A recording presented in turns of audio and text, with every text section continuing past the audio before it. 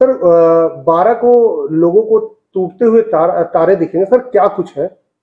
हाँ, 12 तारीख के लिए रात्रि में आप लोग शाम होते ही जो है वो बड़ा रोमांचकारी अनुभव महसूस कर सकते हैं। ये हर साल होने वाली एक मीटियोर शावर है या उल्का वृष्टि या केतु वर्षा भी जिसे कहते हैं, आम बोलचाल की भाषा में जिसे जो है टूटते हुए तारों की संज्ञा दी गई है। दरअसल होता क्या है कि हमारी जो सोलर सिस्टम है उसमें छोटे से लेकर के बड़े खगोलीय पिंड हैं, वो सारे सूर्य का चक्कर लगाते हैं, एलिप्टिकल, दीर्घवृत्ताकार, अंडाकार शेप्स में और अन्य शेप में भी। तो सूर्य का चक्कर लगाते समय पृथ्वी इस सीजन में जो है, जब वो धूल कणों से बने हुए कुछ मीटियोर्स होते हैं, कुछ जो है बहुत सारे छोटे छोटे खगोलीय पिंड होते हैं, जैसे कि कुछ घने पिंड भी होते हैं जिन्हें धूमकेतु कहते हैं। वो क्या होते हैं, बर्फ और हिमानी से बने हुए होते हैं, वो भी पृथ्वी का पास से जो गुजर रहे होते हैं और फिर उसके बाद में उसका जो मलबा होता है, यानी यू डेब्रिस कह सकते हैं, वो जो रह जाता है उस पथ से ही फिर पृथ्वी गुजर रही होती है अपने पाथ पर, जो सर्कुलर पाथ है उसका, यानी इलिप्टिकल वे में, दीर्घवृत्ताकार या अंडाकार शेप में जो पृथ्वी जब गुजर रही होती है, उसी पाथ से जो पहले से बहुत सारे धूल के कण और छोटे छोटे खगोलीय पत्थर जैसे टुकड़े जो हैं, अनगिनत टुकड़े छोड़ दिए जाते हैं धूमकेतु द्वारा। उनसे होता क्या है, पृथ्वी का वायुमंडल में वो टकराते हैं, उनसे टकराने के कारण जब फ्रिक्शन होता है, आयनाइजेशन, यानी यूं कहते हैं कि घर्षण होता है, लगभग वो अर्थ सरफेस से, पृथ्वी से जहां पर हम लोग रहते हैं वहां से लगभग 100 किलोमीटर ऊपर जब वो टकराते हैं, तो हमें ऐसा आभास होता है कुछ क्षण के लिए कुछ चमकती हुई चीजें जा रही हैं, पूंछ जैसी बनाती हुई जा रही हैं। उन्हें कहते हैं खगोल विज्ञान की भाषा में मीटियोर्स या उल्का। और इस बार की जो उल्का है वो अगस्त, पूरा अगस्त में देखेंगे आप लोग, लेकिन जो उसका पीक पॉइंट है वो 12 अगस्त की रात्रि को रहेगा, और वो है लगभग आप शाम से देख सकते हैं और सुबह भोर तक दिखाई देगा, लेकिन रात्रि के 2 बजे। और उसे देखने के लिए खास करके आपको खुले आसमान की आवश्यकता है, और वहां पर बहुत ज्यादा लाइट पोल्यूशन नहीं होना चाहिए और ज्यादा लाइट्स वगैरह इधर उधर ना होंगी, या फिर यूं कह सकते हैं ग्रामीण परिवेश से आप उससे बहुत अच्छी तरीके से जो है उल्काओं का दीदार कर सकते हैं। तो ये है उल्का वृष्टि। तो कहाँ कहाँ ये गिरेगा? ये हर जगह पूरे भारत में आप लोग कहीं से भी इस उल्का वृष्टि को देख सकते हैं। खास करके आप लोग ग्रामीण परिवेश में अगर हैं तो ज्यादा बेहतर तरीके से उन सारी चीजों को आप लोग देख सकते हैं, गिरती हुई उल्काएं।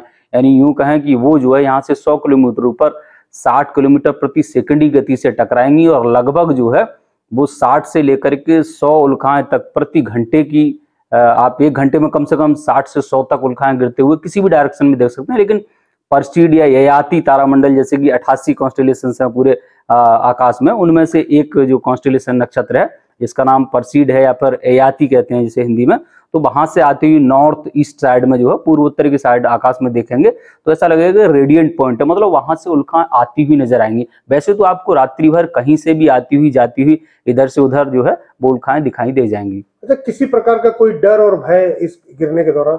नहीं नहीं, एक्चुअल में होता क्या है, वो 99.999% जो है संभावना उनकी यही होती है कि वो डेली गिरती रहती हैं वैसे तो, लेकिन होता क्या है, पीक पॉइंट है इस समय, तो उनके कारण ऐसा कभी कहीं नहीं होने वाला है कभी कि जो है कोई जान माल या हानि नुकसान वगैरह हो, इनसे ऐसा कुछ नहीं है। उसे आप लोग आसानी से साधारण आंखों से, बिना किसी टेलीस्कोपिक उपकरण की मदद से, बिना किसी अन्य बाह्य उपकरण की मदद से, खुली आंखों से आसमान की तरफ आप लोग रात्रि के दौरान इसका आनंद ले सकते हैं, और इससे डरने जैसा कोई जरूरत नहीं है, इससे आप इसका आनंद लीजिए। कितने घंटे ये चलेगा, गिरेगा? ये लगभग पूरी रात्रि चलेगा, और लगभग जो है आप मान लीजिए कि सुबह तक, लगभग मॉर्निंग तक, यानी भोर होने तक, शाम से लेकर के भोर होने तक पूरी रात्रि दिखाई देगा। और मध्य जो इसका बिंदु रहेगा वो लगभग इसका 2 बजे के करीब में, 2 से 3 बजे तक उनकी संख्या अधिकतम देखी जाएगी। अच्छा, पूरे भारतवर्ष में क्या पर्टिकुलरिटी हर जगह एक बराबर दिखेगा कि कहीं कम बेसी में? हाँ, कम बेसी में फर्क पड़ता है। एक्चुअल में होता क्या है कि हम जिस लेटीट्यूड लॉन्गिट्यूड अक्षांश या देशांतर, यानी पृथ्वी के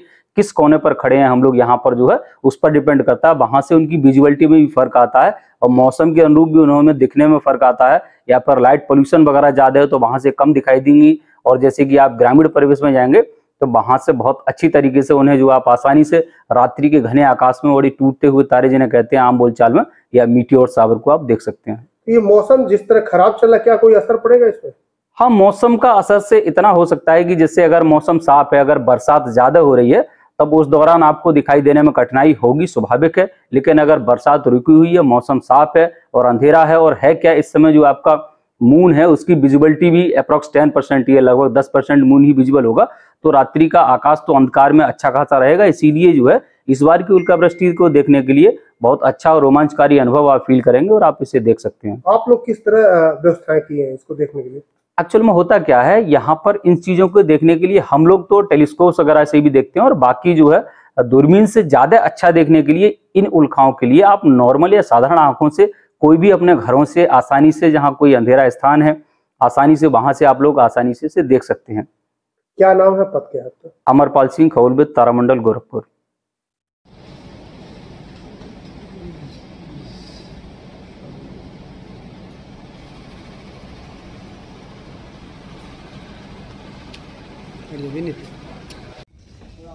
तो आइडिया लेके चले आओगे कड़ी शंकर वाले बैठो।